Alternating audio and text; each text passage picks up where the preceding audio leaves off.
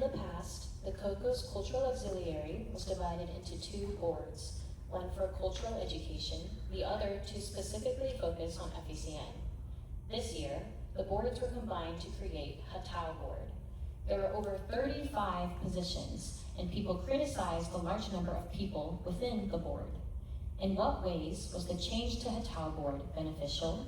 In what ways would you delegate power differently to make the team more compact, yet self-sufficient? Thank you for the question.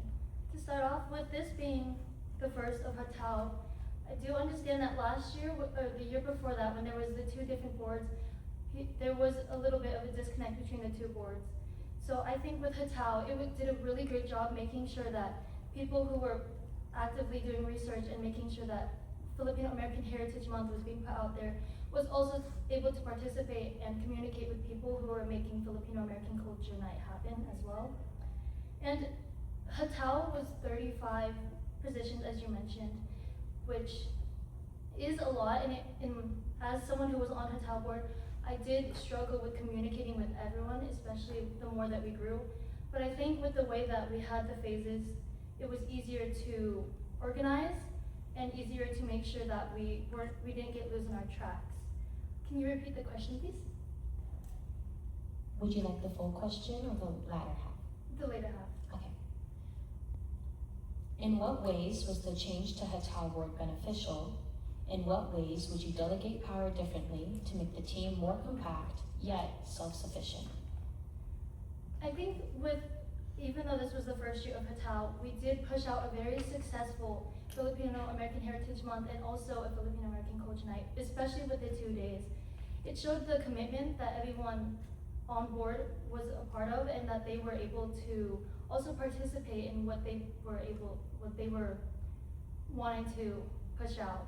However, I think that 35 positions, there were a lot that were very similar to one another, and some that could have just been little umbrellas under those. For example, we had our 2 dance directors, which was very helpful, and they had their dance heads below them.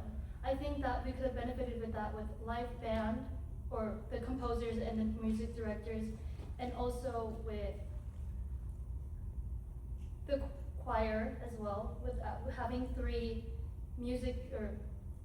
choir composers. We could have had one to speak out, because a lot of people came in to me and mentioned that it didn't feel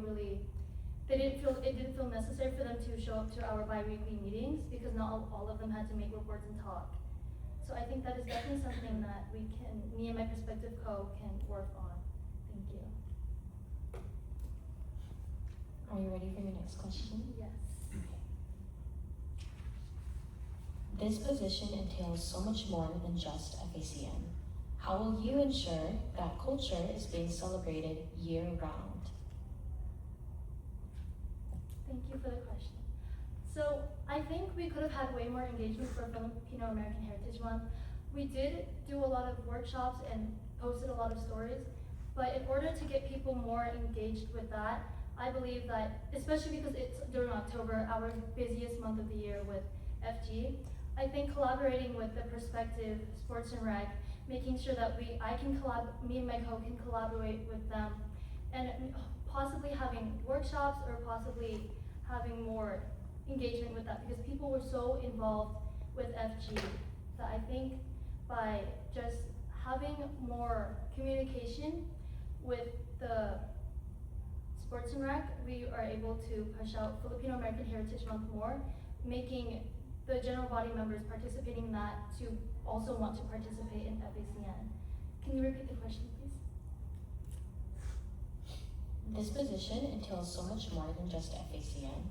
How will you ensure that culture is being celebrated year-round? Yes. And then after we have FG, it tends to be a drought. I think during the post-FG depression, we can do a lot more workshops and push out a lot more posts. This year, I think we did a great job with putting out posts every week of Filipino American Heritage Month. I think we can post more monthly or weekly posts throughout the year, also to kind of tease FACN a little bit before we fully announce what's going into that. Thank you. Are you ready for your last question? Yes, please. Creating an FACN production is the main reason why many Cocos run for the position. What do you hope to explore in your story? Thank you for that question. In my story, I hope to explore being able to share other people's stories. Something from our Katipunan clause that really stuck out to me was when it stated, AB Samahan shall advocate for indigenous, poor, and working class Filipinos as Andres Bonifacio has previously done. I want to make sure that his legacy continues out throughout our story. So to make it personal to me, my family came to America to provide for their family in the Philippines, and I think that is something I would love to share, because that is such a common occurrence for Filipino Americans. All of their families come here so they are able to provide a better life for their kids, but also to provide for the families who wasn't able to leave the Philippines. And especially with how prevalent immigration and ICE is in these recent times, I think that is also something that can be touched, because that is affecting the way that Filipino Americans are able to showcase their pride. So that is something I want to cover and make sure that I give a voice to those who cannot speak on it. Thank you.